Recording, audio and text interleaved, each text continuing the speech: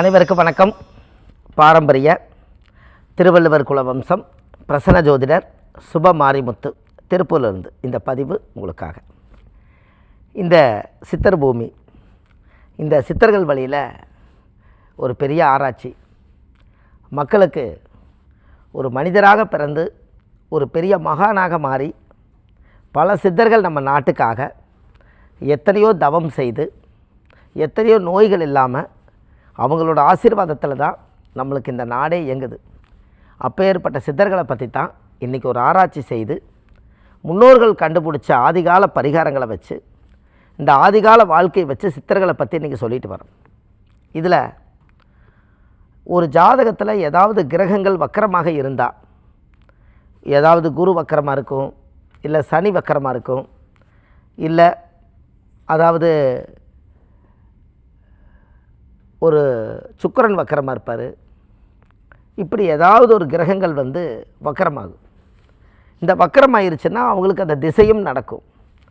அந்த திசை நடக்கும்போது எனக்கு எதுவுமே நடக்கலைங்க, எனக்கு இந்த வக்கர திசை எல்லாமே பின்னோக்கி போகுது, முன்னோக்கி வரல, என்னோடய வாழ்க்கையில் இது வரைக்கும் நான் வக்கர திசை தான் பார்த்துருக்கேன், ஜாதகத்தில் கிரகங்கள் எல்லாம் ஒரு நல்ல நேர்கோட்டில் இல்லை, ஒரு கரெக்டான நட்சத்திர சாரம் வாங்கலை, இதனால் என்னுடைய வாழ்க்கையில் நான் இந்த திசையே என்னுடைய வாழ்க்கையில் எத்தனையோ எதிர்காலம் நான் நினச்ச கனவெல்லாம் போச்சு, நான் என்ன ஒரு அச்சீவ்மெண்ட்டு நம்ம உலகத்துக்கு கொடுத்தனது எல்லாமே எனக்கு பிரேக் ஆகிருச்சு, இப்படி எல்லாரும் ஒரு சில பேர் சொல்லுவாங்க.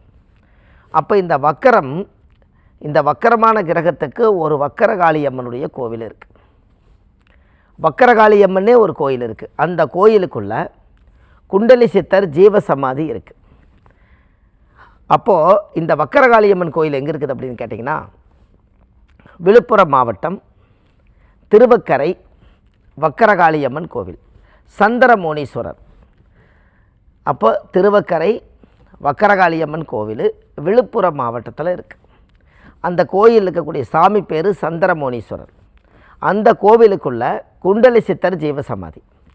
நீங்கள் உங்கள் ஜாதகத்தை எடுத்துகிட்டு போய் அந்த வக்கரகாளியம்மன் கோவிலுடைய பாதத்தில் சாமிகிட்ட வச்சு அந்த குண்டலி சித்தர்கிட்டையும் ஜாதகத்தை வச்சு தேங்காவளை உடைச்சி சாமிக்கு தேங்காய் பழம், பூ மாலை, கல்கண்டு வாங்கி அர்ச்சனை பண்ணி நீங்கள் அந்த கோயிலில் போய் ஒரு எலுமிச்சம்பழம் மாலை வாங்கி நம்ம வக்கரகாளியம்மனுக்கு சாத்திட்டு, குண்டலி சித்தருக்கு ஒரு மாலை வாங்கி சாத்திட்டு, கொஞ்சம் நேரம் 1 மணி நேரம் 1.5 மணி நேரம் அந்த கோவிலில் உட்கார்ந்து கண்ணை மூடி தியானம் செய்து என்னுடைய ஜாதகத்தில் இருக்கக்கூடிய வக்கரமெல்லாம் நிவர்த்தி ஆகும்னு சொல்லி அந்த 3000-4000 வருஷம் பழமை வாய்ந்த அந்த கோவிலில் உட்கார்ந்திங்கன்னா உங்களுக்கு அந்த வக்கர தோஷம் நிவர்த்தி ஆகும்.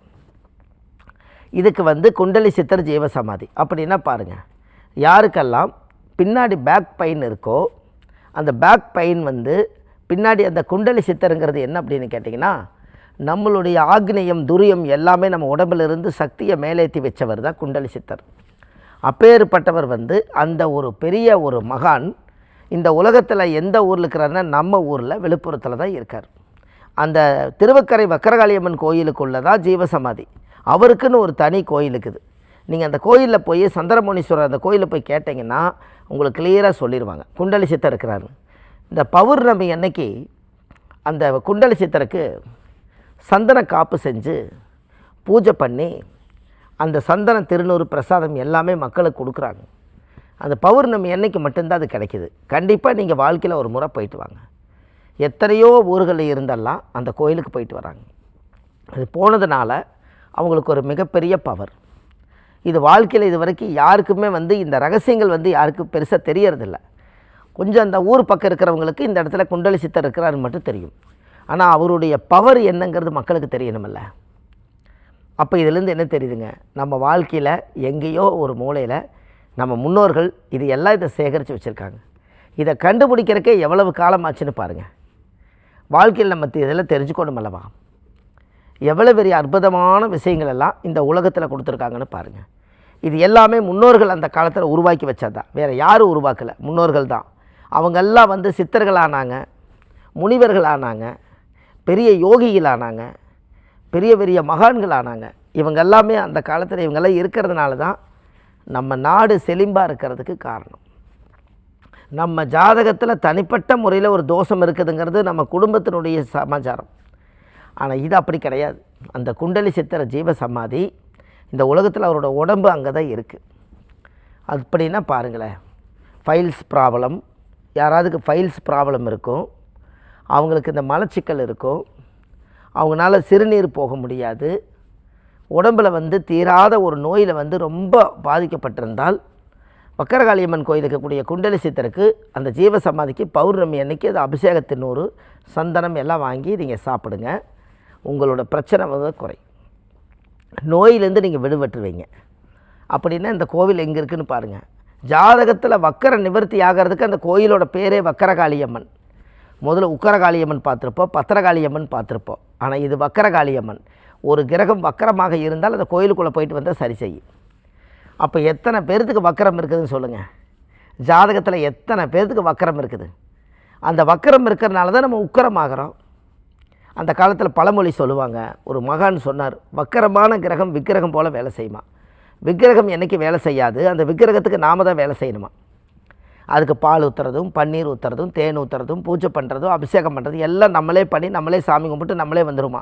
விக்கிரகம் விக்கிரகமாகவே இருக்குமா. அப்படின்னு என்ன, அந்த வக்கரமான கிரகம் வேலை செய்யாது, அது வக்கர நிவர்த்தியான தான் வேலை செய்யுமா. ஒரு கோபமாக இருக்கிறவர்கிட்ட வேலை கொடுத்தா செய்வாரா? கோபம் தணிஞ்சாத்தானே அவர் சொன்னதை கேட்பார். அது மாதிரி தான் உங்கள் ஜாதகத்தில் எந்தெந்த கிரகங்கள் வக்கரமாக இருக்கோ அதெல்லாம் கோப பார்வையில் இருக்குது.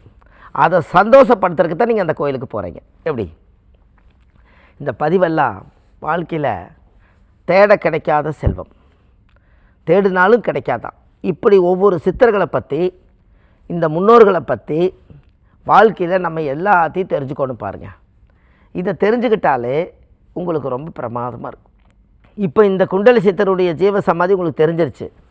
இனி பௌர்ணமி என்னைக்கு, மற்ற நாள் நீங்கள் போகலாம், கண்டிப்பாக நீங்கள் மற்ற நாள் நீங்கள் போயிட்டு வாங்க. ஆனால் பௌர்ணமி அன்னைக்கு என்றைக்குமே ஒரு விஷயம் என்னென்னு கேட்டிங்கன்னா, சந்திரனுடைய சக்தி மதி, சந்திரன் என்பது மதி, அறிவு சக்திகள் வந்து கூடுற நாள் பௌர்ணமி. அன்னைக்கு ஆலயத்தில் இருந்தால் இந்த குழப்பங்கள் எல்லாம் தீரணுங்கிறதுக்காகத்தான் பௌர்ணமி அன்னைக்கு ஒரு கோயிலுக்கு போய் பூஜை பண்ணுங்கன்னு சொன்னாங்க. அப்படின்னு என்னங்க, சந்திரனா மதி, மதி என்பது என்ன, அறிவு. ஒரு அறிவு நேர்கோட்டில் போய் ஒரு தெளிவாக ஒரு முடிவெடுக்க முடியுமா? குழப்பத்திலேயே இருக்கிறவங்க தெளிவாகிறது பௌர்ணமி அன்னைக்கு தான். அப்படின்னு பாருங்கள், அமாவாசை அன்னைக்கு கிடையாது. அன்றைக்கி சூரியனும் சந்திரனும் ஒரே நேர்கோட்டில் போய் இந்த சந்திரனுக்கக்கூடிய மதியம் இந்த சூரியன் போய் மறைச்சி ஒரே டிகிரிக்கு போகும்போது அது வேலை செய்யாது. அதனால தான் மனநல சரியில்லாமல் இருக்கிறவங்களுக்கு எச்சா பிரச்சனை வரும். ஆனால் பௌர்ணமி அன்னைக்கு மட்டும் மதி சுத்தமாக வேலை செய்யும்.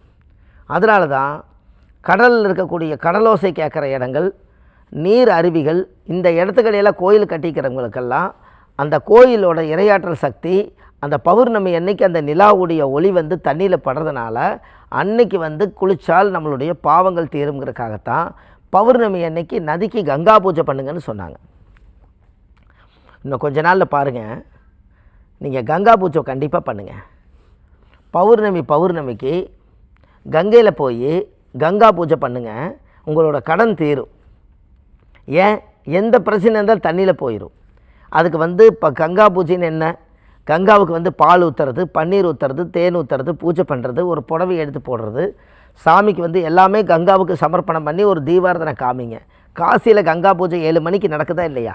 அப்போ எந்த தோஷம் இருந்தாலும் கங்கையிலேயே போயிடுமா. அதுக்காக அந்த கங்கா தேவிக்கு பூஜை பண்ணுங்கள். அது கடன், எல்லா கடனும் தீரும். கண்டிப்பாக இது செய்யுங்க, நல்லதே நடக்கும் என்று சொல்லி எல்லாம் இந்த ஆதிகால பரிகார புத்தகம் எழுதியிருக்கேன். 1736 பரிகாரம் கொண்ட புத்தகம். இந்த புத்தகம் வந்து ஆன்லைன்லேயே கிடைக்கிது, 2 நாளில் நீங்கள் வாங்கிக்கலாம். கீழே போயிட்டு இருக்க நம்பருக்கு கால் பண்ணுங்கள். ஒரு A4 சைஸு இந்த புத்தகம். இந்த உலக மக்களுக்காக ஆதி காலத்தில் நம் முன்னோர்கள் வாழ்ந்தது எல்லாத்தையும் இதில் நம்ம எழுதியிருக்கோம். இது இல்லாமல் நம்ம ஜாதகம் பார்க்குறோம், பிரசன்னம் பார்க்குறோம். இந்த ஜோதிடம் எங்கே பார்க்குறோம் அப்படின்னு கேட்டிங்கன்னா, சென்னையில் வடபழனியில் முருகன் கோயில் தெப்பக்குளம் வாசலே நம்ம ஜோதிட அலுவலகம் இருக்குது.